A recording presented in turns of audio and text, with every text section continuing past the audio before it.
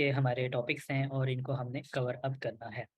अब जो आपका अभी पढ़ाया जाएगा आज आपको मार्केट साइकिल वो बिल्कुल आपको बेसिक्स पढ़ाया जाएगा, जो आपका लास्ट सेशन होगा उसके अंदर एडवांस मार्केट स्ट्राइकर साइकिल आपको पढ़ाया जाएगा। अब what is market cycle? Basically market cycle जो है इसमें हम लोग क्या कर रहे होते हैं, डिफरेंट कैटेगरीज़ होती हैं और उसके अंदर प्राइस की मूवमेंट को कैप्चर किया जा रहा होता है। डिफरेंट सेक्शंस होते हैं, डिफरेंट पोर्शंस होते हैं। अगर आप मार्केट साइकिल को देखें या आप ऑर्डर फ्लो को देखें, ये दोनों एक चीज़ें होती हैं। ऑर्डर फ्लो भी और मार्केट साइकिल। अब ऑर्डर फ्लो के अंदर मार्केट के जो आपके ट्रेड सेटअप्स होते हैं वो बुलिश पे होते हैं, मार्केट कंटिन्यूअसली हायर हाई बना रही होती है और उसमें कंटिन्यूअसली मार्केट बाइंग के ट्रेड सेटअप्स, बाइंग की अपॉर्चुनिटीज़ आपको दे रही होती है। On the other hand market cycle भी इसी तरीके से आपकी मूव कर रही होती है कि आपकी मार्केट जो है वो हायर हाई बनाती हुई जा रही है और उससे पहले हमारे पास कुछ फेजेस होते हैं जिनको मार्केट कंप्लीट करती है और उसके बाद बाइंग डायरेक्शन में जाना शुरू कर देती है। फॉर एग्जांपल हमारे पास मार्केट इस तरीके से रेंज कर रही है, राइट? मार्केट अपने लो के ऊपर, अब लो का मतलब ये है कि आपका कोई डेली का टाइम फ्रेम हो, H4 के टाइम फ्रेम पे हो, मार्केट आपकी लो डिग्री में लोअर हाइज लोअर लोज बनाती हुई जाने के बाद मार्केट इस तरीके से रेंज शुरू कर देती है। और इस तरीके से भी इसमें पॉसिबिलिटीज़ है, दरमियान में इस तरीके से मार्केट अपनी लोअर हाइज़ इस तरह बनाना शुरू कर देती है और उसके बाद मार्केट ब्रेकआउट देती है, फेक आउट जिसको बोला जाता है। फेक आउट के बाद मार्केट ब्रेक इन करे, ब्रेक इन के बाद रीटेस्ट करे और अपने इस हाई का ब्रेकआउट कर दे। तो यहाँ से आपका जो है वो एक बाइंग सिनेरियो स्टार्ट हो जाता है एक्यूमुलेशन फेज़ के बाद। एक्यूमुलेशन का मतलब क्या होता है? एक्यूमुलेशन का मतलब होता है कि आपके जो नंबर ऑफ ऑर्डर्स होते हैं, आपके जो बाइंग सिनेरियो पे आपके जो नंबर ऑफ ऑर्डर्स होते हैं एक्यूमुलेशन के अंदर, वो जब तक उसमें जो आपके बैंक्स होते हैं या इंस्टीट्यूशंस होते हैं, उनके ऑर्डर्स जो हैं, उनकी जो कैलकुलेशंस हैं, वो कंप्लीट नहीं होती, तब तक मार्केट आपकी रेंज करती रहती है। अब इसमें बहुत सारी चीज़ें होती हैं, उसमें मार्केट में फंडामेंटल्स भी आ जाते हैं और आपके जितनी भी मेजर न्यूज़ हो रही होती हैं या मार्केट में एक डायरेक्शन देखी जा रही होती है क्योंकि कोई भी जो कीमत होती है, वो बहुत ज़्यादा सेल हो चुकी हुई होती है, बहुत ज़्यादा लो प्राइस पे आ चुकी थी। इसकी एग्ज़ाम्पल्स आप जीबीपी यूएसडी की देख सकते हैं। जीबीपी यूएसडी में क्या हुआ, मार्केट जो है वो बिल्कुल लोएस्ट पॉइंट पे अपनी चली गई थी और लोएस्ट पॉइंट पे जाने के बाद जो उनके बैंक्स होते हैं, जो सेंट्रल बैंक्स मैंने आपको बताए थे, जो बड़े आपके बैंक्स होते हैं उस कंट्री के, वो लोग क्या करते हैं कि मुदाखलत की जाती है। मुदाखलत का मतलब ये होता है कि वहाँ पे आपकी बाइंग की जाती है, बैंक्स उसमें खरीदते हैं। वहाँ पे क्योंकि मंथली टाइम फ्रेम होते हैं तो आपके जितने भी बड़े बैंक्स होते हैं वो अपनी उस कीमत पे लो प्राइस पे उसको खरीद लेते हैं और जब खरीद लेते हैं तो उसमें हमें पुल बैक जो है एक रिवर्सल देखने को नज़र आता है। सो मार्केट में यही चीज़ होती है कि अगर आपको बिल्कुल इस तरीके से रिएक्शन देखने को मिले और मार्केट रेंज करे, रेंज के बाद ब्रेकआउट कंटिन्यूएशन, सो आपका ये सर्कल चलना शुरू हो जाता है जिसको हम लोग कहते हैं आफ्टर द एक्यूमुलेशन। एक्यूमुलेशन का मतलब सिंपल आपको अगर मैं समझाऊँ तो एक्यूमुलेशन का मतलब होता है रेंज। मार्केट आपकी कंटिन्यूअसली एक जगह पे रेंज कर रही है, उस रेंज का ब्रेकआउट हो रहा है और रीटेस्ट के ऊपर आप उसको बाइंग देख रहे हैं। अब ये एक्यूमुलेशन जो है आपके हर टाइम फ्रेम पर इसी तरह चल रही होती है और ये जितनी भी आपके सिनेरियोज़, जितनी भी आपकी चीज़ें हैं, ये सारी अलाइन कर रही होती हैं आपके मार्केट स्ट्रक्चर के साथ। आपका मार्केट स्ट्रक्चर बुलिश है, तो डेफ़िनिटली आपकी जो एक्यूमुलेशन होगी, वो आपकी वन साइड मूव होगी मार्केट की। वन साइड मूव का मतलब है कि मार्केट आपकी इस तरीके से मूव देगी, रेंज करेगी, रेंज करने के बाद ब्रेकआउट, ब्रेकआउट और रीटेस्ट के बाद मार्केट आपकी बाइंग साइड पे मूव कर जाएगी। ठीक है? सो एक्यूमुलेशन के अंदर ये चीज़ आपने सबसे पहले देखनी होती है। अब री-एक्यूमुलेशन का मतलब ये होता है कि जैसे ही रेंज का मार्केट ने ब्रेकआउट दिया, वहाँ पे थोड़ी-सी रेंज करना शुरू की और उसके बाद अगेन डिस्ट्रीब्यूशन का मतलब ये होता है कि कीमत आपकी अपने रेजिस्टेंस पर जाने के बाद इस तरीके से मार्केट जो है इसमें सिंपल रेंज कर रही है, मार्केट इस तरीके से बाइंग साइड पे जा रही है और उसके बाद मार्केट रेंज करना शुरू कर देती है, ब्रेकआउट दे देती है, टेस्ट करने के बाद मार्केट फिर आपकी सेल साइड पे चली जाती है।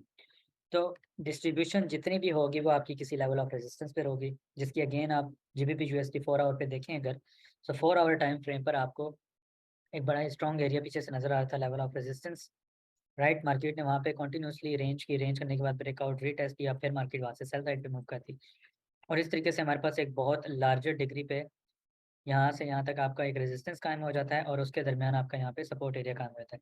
सो उसके दरमियान में जितने भी फेजेस होते हैं वो हम लोगों ने क्लियर करने होते हैं और उन्हीं फेजेस के अंदर हम लोगों ने सेलिंग एंड बाइंग करनी होती है। ठीक है? इसकी मज़ीद डिटेल्स अभी मैं आपको आगे चार्ट्स पे सिखाऊँगा और बताऊँगा। ठीक है? क्योंकि डेफ़िनेटली आप लोग हमेशा एज़ अ ट्रेडर हमेशा कीमतों को लो से खरीदना पसंद करेंगे और हाई से सेल करना पसंद करते हैं। सो जैसे ही मार्केट लो प्राइस का मतलब है किसी अपने सपोर्ट एरिया के ऊपर और हाई प्राइस का मतलब है किसी भी अपने रेजिस्टेंस लेवल के ऊपर पहुँचे तो आप वहाँ से उसको सेल या बाय कर सकते हैं। जिसमें आप लोग वही कॉन्सेप्ट होता है smart money concept. Smart money concept हमेशा अपने डिमांड लेवल से बाय करेगी, राइट, और हमेशा अपने सप्लाई एरिया से उसको सेल किया जाता है। सो इस तरीके से आपके एक्यूमुलेशन फेज़ होगा, देन आपका मार्कअप फेज़ होता है, फिर आपका डिस्ट्रीब्यूशन फेज़ के बाद मार्कडाउन फेज़ आता है। डिस्ट्रीब्यूशन का मतलब ये होता है कि मार्केट आपकी सेलिंग साइड पे जा रही है। ब्लैक बॉक्स कौन-सा मेरा आ रहा है? ये हाइड नहीं हो रहा, पता नहीं इसको क्या मुसीबत है। अ, चलें अब मेरे ख़्याल से आपका ये ठीक हो गया होगा ब्लैक बॉक्स भी। अच्छा, उसके बाद हमारे पास मार्केट की 2 तरह की टाइप्स हैं, बुलिश मार्केट में ये बेरिश मार्केट। बेरिश मार्केट पे ये है कि डिक्लाइन डाउन ट्रेंड होता है, इन्वेस्टर जो है अपने रिस्कियर एसेट्स जो होते हैं, एसेट्स आपके होते हैं ना जितने भी, उनको सेल किया जा रहा होता है, ठीक है? जितने भी कंट्री के पास होंगे, आपके पास होंगे, आप अपने रिस्कियर एसेट्स को जो है वो सेल कर रहे होते हैं। लूज़िंग पोज़ीशंस को आप सेल कर रहे होते हैं, ठीक है ना? सेल हो रही है मार्केट। और बाइंग का मतलब ये है कि आप लोग जो है इन्वेस्टर जो है उसमें खरीद कर रहे हैं, बाइंग करता जा रहा है। अब उसकी डायरेक्शन जो है आप लोगों ने किस तरीके से देखनी होती है वो बॉक्स में दोबारा लेकर आऊँगा, क्योंकि यहाँ पे आपको मैंने ड्रॉ करके चीज़ें बतानी हैं कुछ। So hopefully you would understand. मैंने आपको उस दिन मार्केट स्ट्रक्चर के बारे में बताया था, मार्केट स्ट्रक्चर जो है वो आपका किस तरीके से है। फॉर एग्ज़ाम्पल ये आपका चार्ट है यहाँ पे। अब इस चार्ट के ऊपर आपका कोई लाइन्स वगैरह सिर्फ़ लोअर हाइज़, लोअर लो, स्विंग हाइज़ और लो पॉइंट सारे मार्क किए जाते हैं, ठीक है? मार्केट साइडवे पे जाती है और उसके बाद बुलिश ट्रेंड पे मूव करना शुरू हो जाती है। आपने हमेशा एक चीज़ याद रखनी है। मैंने आप लोगों को मार्केट स्ट्रक्चर पे और ये भी बताया था कि इंशाल्लाह काफ़ी डिटेल में मैं आपको ये चीज़ सिखाऊँगा भी। अब मार्केट स्ट्रक्चर में मैंने आपको ये चीज़ बताई थी कि मार्केट लो बनाए, 2 कैंडल रिट्रेसमेंट उसका ब्रेकआउट कर दे, रीटेस्ट करने के लिए आए मार्केट, वहाँ से सेल, दोबारा टेस्ट करने के लिए आए सेल, और इस तरीके से मार्केट सेल साइड पे मूव करती जाएगी। सो आप लोगों ने इसको हमेशा ये चीज़ देखनी है, ये आपकी होती है 2 कैंडल रिट्रेसमेंट, राइट? यहाँ से यहाँ तक एक वेव बनती है, इसके बाद लोअर हाई बनता है और मार्केट लोअर लो बना देती है। This is the first point जो आप लोग को उस दिन ये पूछ रहे थे कि सर हमें समझ में नहीं आ रहा है किस तरीके से क्या होगा। सो आपको ये चीज़ बताई गई थी कि मार्केट इस तरीके से 1 2 3 पैटर्न बनाए, उसके बाद मार्केट अपनी इसी रेंज एरिया पे आए, वहाँ से आपकी सेलिंग पोज़ीशन शुरू हो जाती है यहाँ तक। अब आपका जो लास्ट लो पॉइंट होगा, लास्ट लो पॉइंट, वो आपका ये एरिया बनेगा, मार्केट अपने इस विक के एरिया पर आए, राइट? विक एरिया पर आए और आपकी 61.8 रिट्रेसमेंट या अपने स्ट्रक्चर 61 पॉइंट, समटाइम्स मार्केट में स्ट्रक्चर में कंबाइन हो उसको करंट टूल्स को तो नहीं बन रही होती। तो इसका ये मतलब नहीं कि 61.8 यहाँ पर आएगी तो फिर मैं उसको देखूँगा, अदर देन दैट स्ट्रक्चर को मैंने फॉलो नहीं करना। हमेशा आप लोगों ने स्ट्रक्चर को ही फॉलो करना होता है। जब भी मार्केट में स्ट्रक्चर ब्रेकआउट, अब ये चीज़ अगेन, मार्केट अपना स्ट्रक्चर ब्रेक कर दिया, लो साइड पे चली गई है। लो साइड पे जाने के बाद 2 कैंडल मिनिमम रिट्रेसमेंट दे तो वो आपकी रिट्रेसमेंट शुरू हो जाती है अंटिल दिस लेवल। सो आपकी जो रिट्रेसमेंट है वो यहाँ तक वैलिड होती है। मिनिमम क्राइटेरिया कितना होना चाहिए? मिनिमम आपका जो क्राइटेरिया है वो 2 कैंडल का होता है, राइट? ये चीज़ आपको लास्ट टाइम भी बताई गई थी। अब मार्केट अपने स्ट्रक्चर लेवल को टेस्ट करती है और एक और लो बना देती है। सो यहाँ पे तो मेरे पास तो मार्केट ने अपने इस लो को ब्रेकआउट दे दिया। अब लो को ब्रेकआउट देने के बाद मिनिमम 2 कैंडल रिट्रेसमेंट का उसने क्राइटेरिया कंप्लीट किया। कंप्लीट करने के बाद मार्केट यहाँ पर अपने इस अगेन लो तक आती है। रिट्रेसमेंट देने के बाद फिर उसने अपने स्ट्रक्चर का ब्रेक कर दिया, मीन्स मेरे पास एक ये लो आ गया और ये लोअर हाई पॉइंट मेरे पास यहाँ पे ये चीज़ बनती है। अब मार्केट ने यहाँ पे एक हाई बनाया। हाई बनाने के बाद जो 2 कैंडल एरिया का एरिया रिट्रेसमेंट एरिया है वो मार्केट ने यहाँ तक अपनी कंप्लीट की है। लास्ट जो 2 कैंडल्स रिट्रेसमेंट, ठीक है? उसके बाद मार्केट ने अगेन हाई बना दिया विथ 2 कैंडल रिट्रेसमेंट, फिर हाई बना दिया 2 कैंडल रिट्रेसमेंट और मार्केट की ये इस तरह बड़ी स्विंग बाय साइड पे चलेगी। तो ये कहाँ तक आपकी जाएगी कीमत? आपकी कीमत अपने इस पॉइंट तक जाती है। अब 1 और 2 और उसके बाद ये 3, ये आपके सारे पॉइंट्स हो गए। तो मार्केट मैंने आपको बताया था कि जब भी अपना रिवर्सल पकड़ती है, अच्छा, जब भी मार्केट अपना रिवर्सल पकड़ती है या ट्रेंड अपना चेंज करती है तो वो किस पॉइंट तक जाती है? सेकंड वेव तक हमेशा जाती है। समझ आ गई? सेकंड वेव तक, सेकंड आपकी कौन-सी पॉइंट बनेगी? This is your 1, this is your 2 and this is your 3, 1 2 3 pattern. ठीक है ना? 1 2 3 pattern. So this is your 2, यहाँ तक मार्केट जाएगी। आपका ये ज़ोन होगा। यहाँ से आप लोगों ने क्या करना होगा? Sell, again sell. ठीक है? अब हमारे पास जो स्ट्रक्चर शिफ्ट होता है, वो आप लोगों ने किस तरीके से लेना होता है। अब BOS, breakout of structure, change of character, these are different things. उनको इन्हीं के साथ अलाइन किया जा रहा होता है। बेसिकली इन्हीं लोअर हाइज़, पहले आपको ये चीज़ें प्राइस एक्शंस की सीखनी पड़ती हैं, समझनी पड़ती है। आपको लो का पता चलना चाहिए, लोअर हाई कब बन रहा है उसका पता चलना चाहिए, लोअर लो कब बन रहा है। जब तक मार्केट अपने प्रीवियस लो का ब्रेक नहीं कर देती, ब्रेकआउट का मतलब ये होता है कि ब्रेकआउट एंड क्लोजिंग जब तक ब्रेकआउट एंड क्लोजिंग नहीं देती तब तक मार्केट आपकी बेरिश में ही रहती है। Lower highs, lower lows, lower low. अब लास्ट इसका लोअर लो ये है और इसका लास्ट जो लोअर हाई पॉइंट है वो ये है। उसके बाद मार्केट ने अपना स्ट्रक्चर कैसे चेंज किया है? मार्केट ने यहाँ पे एक लो बना दिया, ये इसका हाई पॉइंट है, यहाँ पे एक हम लोग 1 2 3 पैटर्न ले सकते हैं। मार्केट अपनी इस लेवल पे आई, ठीक है। अब इस लेवल, ये जो स्ट्रक्चर के बाद आपकी ये जो बेरिश कैंडल है, ठीक है, इसका मैं पर्पस आपको बाद में एडवांस स्ट्रक्चर पे बताऊंगा, लेकिन अपने उसी स्ट्रक्चर पॉइंट पर आई, रीटेस्ट दिया, रीटेस्ट देने के बाद हाई बनाया, रिट्रेसमेंट दिया और एक और हायर हाई उसने बना दिया।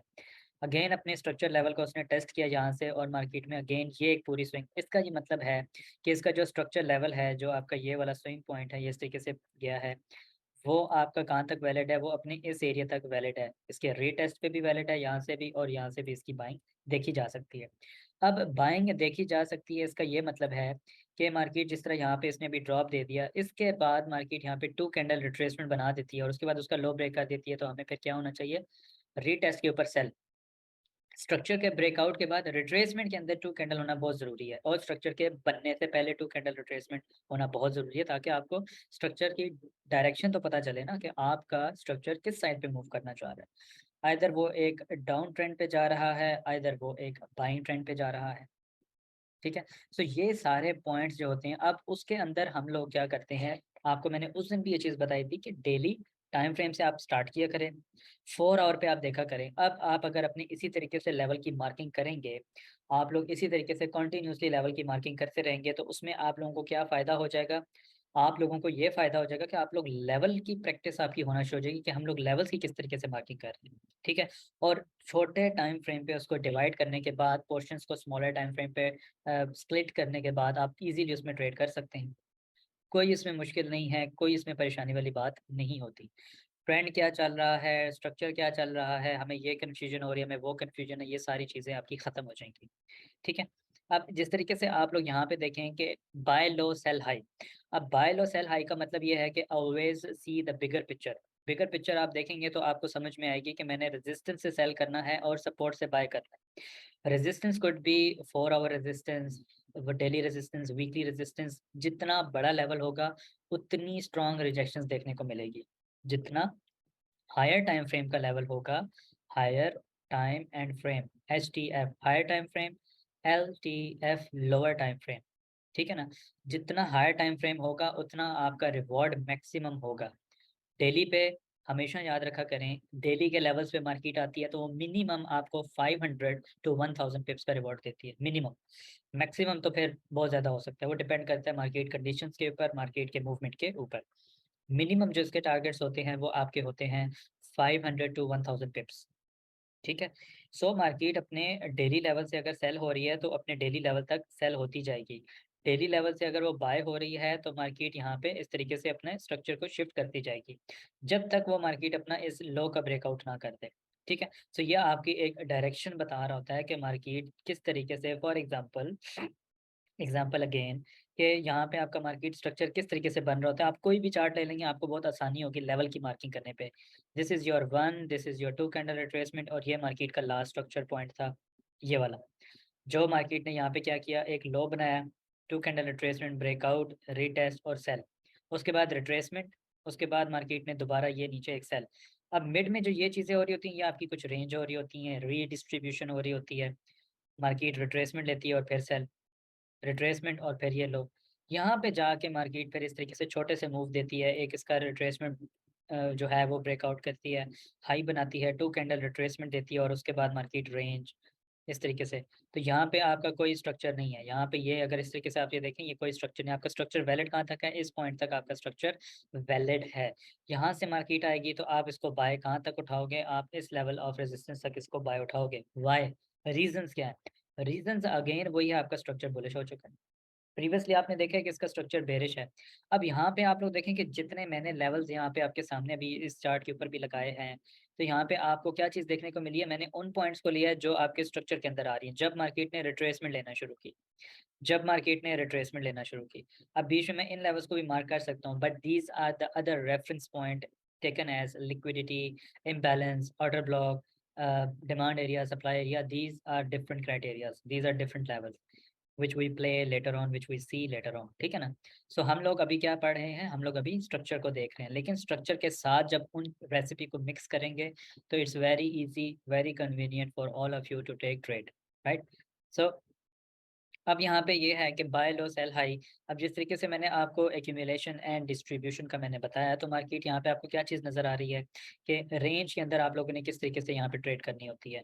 डेफिनेटली आपका जो एक ट्रेड है, आपका जो एक मूव है वो डाउन साइड पर है और मार्केट यहाँ पे एक रेंज करना शुरू कर दी है, तो डेफिनेटली आप इसको यहाँ पे रेंज के अंदर बाय सेल दोनों करेंगे, ठीक है। और बाय सेल के अंदर आपको इस तरीके से फेक आउट जो है वो आपको देखने को मिलेगा, फेक आउट, ठीक है। मार्केट यहाँ से फेक आउट करेगी, उसके बाद दोबारा ब्रेक इन करेगी, रीटेस्ट देगी अपने इस एरिया का और उसके बाद दोबारा से सेल साइड पे मूव कर जाएगी। सो ये आपका जितना भी एरिया होता है, ये आपका होता है distribution phase. Market definitely distribution कर रही होगी ना, डिस्ट्रीब्यूशन का मतलब है वहाँ पे सेलिंग हो रही होगी। सो रेंज के अंदर मार्केट सेल बाय दोनों चीज़ हो रही होगी और जिस साइड का ब्रेकआउट, ब्रेक इन करे, रीटेस्ट करे, आप लोग वहाँ से उसको ईज़िली सेलिंग साइड पे उसको परफ़ॉर्म कर सकते हैं। There is no problem at all कि आप लोग उसमें सेल साइड पे उसको परफ़ॉर्म ना कर सकें। You have to perform at the sell side, क्योंकि मार्केट आपकी रेंज कर रही होती है। बहुत सारी चीज़ें आपको बताई जाती हैं, जैसे ही मार्केट का 1 2 3 पैटर्न कंप्लीट हो गया है, अब हमारे पास यहाँ पे 2 तरह की चीज़ें हैं। या तो मार्केट इस रेंज का ब्रेकआउट दे, अब मार्केट इस तरह रेंज करती जा रही है, ठीक है? आपके स्ट्रक्चर बेरिश होने के बाद रेंज करती जा रही है। इसका ये मतलब नहीं कि यहाँ से बाय होगी है। यहाँ पे आपको ये चीज़ बताई गई कि जैसे ही इसका ब्रेकआउट हो, तो डेफ़िनेटली हमारे पास कोई यहाँ पे सही सप्लाई एरिया होगा, डेफ़िनेटली, राइट? मार्केट उसको टच करेगी, टच करने के बाद ब्रेक इन करके रीटेस्ट दे और मार्केट फिर दोबारा सेल साइड पे। अब इसका जो स्ट्रक्चर पॉइंट था वो आपका कहाँ पे बनता है ये, जैसे ही इसका मार्केट ने रिट्रेसमेंट लिया, रीटेस्ट के ऊपर आपने फिर सेल कर देना। तो ये आपकी रिट्रेसमेंट एरिया था। अब आपका स्ट्रक्चर जो होता है वो अपने इस पॉइंट से लेके इस पॉइंट तक क्या होता है, वैलिड। जब तक मार्केट अपना इस हाई का ब्रेकआउट ना कर दे और रिट्रेसमेंट ना दे, स्ट्रक्चर का यहाँ पे आपके 1 2 एंड 3 अगेन, ठीक है? ये आपके रेफरेंस पॉइंट 1 2 3 ओके। ऊपर से 1 2 3 चलती आ रही है, ये आपकी इस तरह मूव कंटीन्यूअसली बेरिश साइड पे, जब तक इसका हाई मार्केट ब्रेक ना करे और रिट्रेसमेंट ना देना शुरू करे। रिट्रेसमेंट की कंडीशन क्या है? 2 candle, minimum 2 candle retracement, 1 engulf also should be fine। 1 engulf candle also would be fine। एक engulf भी हो सकती है डेफिनिटली रिट्रेसमेंट के अंदर, एक बड़ी engulf कैंडल डायरेक्ट बन सकती है। लेकिन उसके बाद मार्केट जो है इसका हाई ब्रेक कर दे, breakout and closing, and then market down side पर आती है यहाँ तक, यहाँ पे रेंज शुरू कर देती है, डज़न्ट मैटर, मार्केट यहाँ से स्टिल इस तरीके से अपना साइकिल जो है वो शिफ्ट कर सकती है, अपना ऑर्डर फ्लो चेंज कर सकती है, ठीक है ना। सो आपका स्ट्रक्चर जो होगा वो इसी तरीके से कंटिन्यूएशन, ठीक है, कंटिन्यूएशन टुवर्ड्स बेरिश साइड, उसके बाद रिवर्सल, ठीक है, उसके बाद स्ट्रक्चर शिफ्ट बुलिश साइड पे। सो इस तरीके से मार्केट आपकी चल रही होती है, bearish bullish, bearish bullish, bullish दोनों साइड पे मार्केट आपकी काम कर रही होती है, ठीक है। Now this is the perfect example for all of you, जिसमें आप लोग मज़ीद कहते हैं कि यहाँ पे आप देखें रेंज है, रेंज के बाद अपने लेवल्स को हम लोग किस तरीके से मार्क करना चाहिए। डेफ़िनेटली हमारे पास यहाँ पे एक रेंज है, इसका क्या मतलब है कि हमारे पास यहाँ पे एक्यूमुलेशन हुई है, एक्यूमुलेशन के बाद मूव अप, अब मार्केट ने यहाँ पे रिट्रेसमेंट दी है। अब मैंने आपको क्या बताया कि जितना हाई स्ट्रक्चर के बाद बनाए और उसके बाद मिनिमम क्राइटेरिया 2 कैंडल्स का, उसके बाद रिट्रेसमेंट बना सकती है डेफिनिटली, दिस इज़ मार्केट। सो इसमें क्या हुआ कि मार्केट ने इस लेवल को अपना सपोर्ट एरिया बनाया और इसका दोबारा उसने टेस्ट दिया। सो इसका मतलब ये है कि प्रीवियसली मैंने इसमें देखा कि लास्ट मेरे पास यहाँ पे ये मूव बन रही थी और इस मूव के बाद मार्केट ने इसका ब्रेकआउट दिया, ब्रेकआउट के बाद रिट्रेसमेंट दी, रिट्रेसमेंट के बाद एक और हाई बना दिया। दोबारा मार्केट ने रिट्रेसमेंट दी और एक और हाई बना दिया। अब मेरे पास प्रीवियस, अब ये चीज़ आपने प्रीवियस जॉइनिंग कैसे करनी है लेवल्स की? Previous resistance level, future support area with retracement, breakout of structure, market create a new high. उसके बाद मार्केट ने क्या किया, यहाँ पे इसको टेस्ट दिया। टेस्ट देने के बाद मार्केट ने डेफिनिटली अपना टारगेट अपने फर्स्ट हाई तक देना होता है, राइट? Always remember this. उसके बाद मार्केट दोबारा नीचे आ गई, इसी लेवल ऑफ डिमांड, ये आपका डिमांड ज़ोन होता है, रेंज, क्योंकि आपका स्ट्रक्चर बुलिश है, ठीक है? सो इसके टेस्ट के ऊपर फिर आपने इसका बाय साइड पे देखना है। अगेन हमारे पास what happened here, resistance, resistance and then future support. Support किधर बनती है? आपके स्ट्रक्चर के रीटेस्ट के ऊपर। स्ट्रक्चर के रीटेस्ट किस तरह होता है? मार्केट यहाँ पे इस तरीके से रिट्रेसमेंट करती हुई आती है, मीन्स लोअर हाई, लोअर लोज, स्ट्रक्चर ब्रेकआउट हो गया, उसके बाद रिट्रेसमेंट ऐसे भी इसकी ली जा सकती है, ठीक है ना? 2 कैंडल भी हो सकती है और इस तरीके से मार्केट रिट्रेसमेंट आपकी थी। रिट्रेसमेंट की बहुत तरह से फॉर्म होती है, लेकिन रिट्रेसमेंट की शर्त क्या है कि आपका स्ट्रक्चर वो ब्रेक ना करे किसी भी सूरत। यहाँ से मार्केट ने अगेन हाई बना दिया, रिट्रेसमेंट और ये यहाँ पे आपका स्ट्रक्चर वैलिड है, ठीक है ना। ये आपका स्ट्रक्चरल पॉइंट कहाँ तक है, ये एरिया और इसका ये एरिया। अब मार्केट ने क्या किया, डायरेक्ट यहाँ से अपनी एक वेव नीचे बना दी। अब मैं कह सकता हूँ कि मार्केट ने अपनी प्रीवियस क्या किया है, जो मार्केट ने प्रीवियस अपना एक स्ट्रक्चर लेवल था उसका नीचे डाउन साइड पे ब्रेकआउट दे दिया। अब ब्रेकआउट देने का मकसद ये है कि मेरे पास यहाँ पे एक हाई पॉइंट है, यहाँ पे क्या है मेरे पास, एक हाई पॉइंट है और this is my low point. अब मैंने इसको सेल साइड पे देखना है कि यहाँ पे इसने अपना स्ट्रक्चर ब्रेक कर दिया है। ये मेरा एक पॉइंट ऑफ इंटरेस्ट था, ये पॉइंट ऑफ या स्ट्रक्चर लेवल था। यहाँ से मार्केट ने इसका ब्रेकआउट डाउन साइड पे दे दिया है। डाउन साइड पे देने के बाद मार्केट अपने स्ट्रक्चर का रिट्रेसमेंट लेगी या इस तरीके से मूव देगी दोबारा से, मीन्स अपने उसी रेंज के अंदर जाएगी। रेंज पे जाने के बाद अपने उसी स्ट्रक्चर लेवल, जो मेरा लास्ट स्ट्रक्चर एरिया था, मार्केट अपने उसी लेवल पर जाती है। वहाँ पे जाने के बाद मार्केट वहाँ से फिर आपकी सेल हो जाती है और टारगेट आपका कौन सा बनेगा, ये लो। अब इस लो पे आने के बाद मार्केट दोबारा रिट्रेसमेंट लेती है। सो इसका टारगेट आपका कहाँ तक होगा, अपने इस लो तक होगा, यहाँ तक आपका टारगेट होगा और इसका फाइनल टारगेट आपका इस एरिया तक। यहाँ से भी आपको रिट्रेसमेंट मिल जाती है अपने उसी स्ट्रक्चर लेवल से फिर सेल, ठीक है। अगर यहाँ से मार्केट ने इस तरह ब्रेकआउट दिया है, 2 कैंडल रिट्रेसमेंट बना दिया, तब भी आपकी यहाँ से सेल ही होगी। सो लास्ट जो आपका स्ट्रक्चर पॉइंट है ये होगा, जब तक मार्केट इसका ब्रेकआउट ना करे, लोअर हाई जो 2 कैंडल रिट्रेसमेंट होती है, अपना स्ट्रक्चर शिफ्ट ना करे बाय साइड पे, तब तक आपने क्या करना होता है, यहाँ पे सेल ही की ट्रेड देखनी होती है, इसके रीटेस्ट के ऊपर सेल। अब स्ट्रक्चर को आपको मेरे ख्याल से मैंने ड्रॉ करने का तरीका भी बता दिया, मैं दोबारा आपको बता देता हूँ, ठीक है? क्योंकि ज़ाहिर है फर्स्ट टाइम पे नहीं समझ में आता। जैसे ही आपका हाई मार्केट बनाती है, अपने प्रीवियस रेजिस्टेंस लेवल का ब्रेकआउट करती है, इम्पल्सिवली मूव देती है, रिट्रेसमेंट देती है, so this is your resistance area. उसके बाद मार्केट अपने इस लो का ब्रेकआउट नहीं करती, so this is your buying area. यहाँ से आपने बाय करना है और मार्केट ने रिट्रेसमेंट दी है और हाई बना दिया है। It means this could be your future support because previous आपके पास रेजिस्टेंस था। ठीक हो गया? अब मार्केट दोबारा अपने इस लेवल का टेस्ट करने के लिए आती है, तो यहाँ से आपने बाइंग ही अटेम्प्ट करनी है जब तक इसके नीचे ब्रेकआउट एंड क्लोजिंग ना हो जाए। ब्रेकआउट एंड क्लोजिंग का मतलब ये होना चाहिए कि आपकी कैंडल यहाँ पे ब्रेकआउट एंड क्लोजिंग हो जाए, तब तक आपने यहाँ से बाइंग ही ट्रेड करनी होती है विद एनी एविडेंस। आपके पास बाइंग के कैंडलस्टिक्स पैटर्न मैंने भेज दिए थे, उन एविडेंस के ऊपर आपने वहाँ से बाय की ट्रेड ही करनी होती है, राइट? उसके बाद मार्केट ने दोबारा अपना स्ट्रक्चर ब्रेक किया। This was your resistance, this was your resistance and this is your future support. Definitely इसके रीटेस्ट के ऊपर आपकी जोन इस तरह लगा सकते हैं कि विक टू प्राइस क्लोजिंग आप अपना जोन मार्क कर सकते हैं। उस जोन के अंदर मार्केट जब भी आएगी वहां से आपने इसको बाय करना है। और लास्ट जो इसका हाई पॉइंट था, मार्केट ने वहां से रिट्रेसमेंट दी और फिर एक और हाई बना दिया। इट मीन्स के मार्केट का स्ट्रक्चर यहाँ तक वैलिड है, इस पॉइंट तक वैलिड है। अब मार्केट ने क्या किया, जैसे ही यहाँ पे नीचे गई मार्केट ने अपने लो का जो प्रीवियस उसका स्ट्रक्चर बनता हुआ था, कंफर्म्ड स्ट्रक्चर था, उसका ब्रेकआउट दे दिया।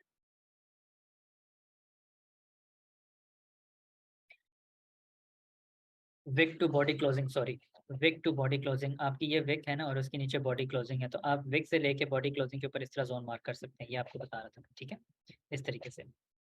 अच्छा, उसके बाद फिर क्या हुआ, जब तक आपका कंफर्म्ड लेवल मींस जो लास्ट आपका सपोर्ट एरिया होता है स्ट्रक्चर के अंदर, स्ट्रक्चर में आपको 1 2 3 पैटर्न के बाद लास्ट कौन सा एरिया बचता है, जो आपका सपोर्ट एरिया होता है।